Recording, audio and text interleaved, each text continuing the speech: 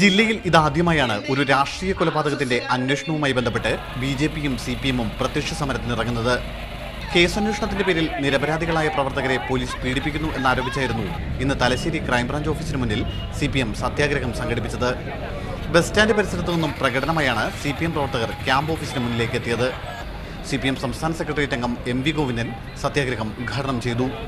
P Jayarajan, M V Jayarajan, K K Narayanan M L A തുടങ്ങിയവർ സത്യാഗ്രഹത്തിന് നേതൃത്വം നൽകി. ഭീകരമായിട്ടുള്ള മർദ്ദനമുറകൾ നടത്തി, കള്ളക്കേസുകൾ ഉണ്ടാക്കി, അതിൽ സിപിഎമ്മിന്റെ പ്രവർത്തകന്മാരെ പ്രതിയേർത്തുകൊണ്ട് ഈ പാർട്ടിയെ തകർക്കാം എന്നുള്ള വ്യാമോഹം നടക്കാൻ വേണ്ടി പോകുന്നില്ല. സത്യാഗ്രഹ സമരത്തിൽ പങ്കെടുക്കുന്ന ജനപങ്കാളിത്തം തീർച്ചയായിട്ടും അതിന്റെ ഒരു തെളിവാണ്. അന്വേഷണ സംഘത്തിലെ ഉദ്യോഗസ്ഥരെ സിപിഎം ഭീഷണിപ്പെടുത്തുന്നെന്നും ക്രൈംബ്രാഞ്ച് അന്വേഷണം തൃപ്തികരമല്ലെന്നും ആരോപിച്ചായിരുന്നു ബിജെപിയുടെ സമരം.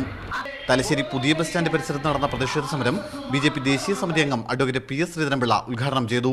പോലീസുകാരെ പരസ്യമായി ഭീഷണിപ്പെടുത്തുമ്പോൾ അതിനെതിരായി നടപടിയെടുക്കാൻ ആർജവമില്ലാത്ത നാടായി, നിയമ സംവിധാനമായി, നിയമവാഴ്ചയായി കേരളം മാറുമ്പോൾ കയ്യും കെട്ടി നോക്കിയിരിക്കാൻ ദേശസ്നേഹികൾക്ക് സാധിക്കില്ല. കൊല്ലപ്പെട്ട മനോജിന്റെ കുടുംബാംഗങ്ങളും സമരപന്തലിൽ എത്തിയിരുന്നു. ഇരുവിഭാഗങ്ങളുടെയും സമരം കണക്കിലെടുത്ത് തലശ്ശേരിയിലും പരിസര പ്രദേശങ്ങളിലും പോലീസ് കനത്ത സുരക്ഷ ഒരുക്കിയിട്ടുണ്ട്. മീഡിയ 1 കണ്ണൂർ.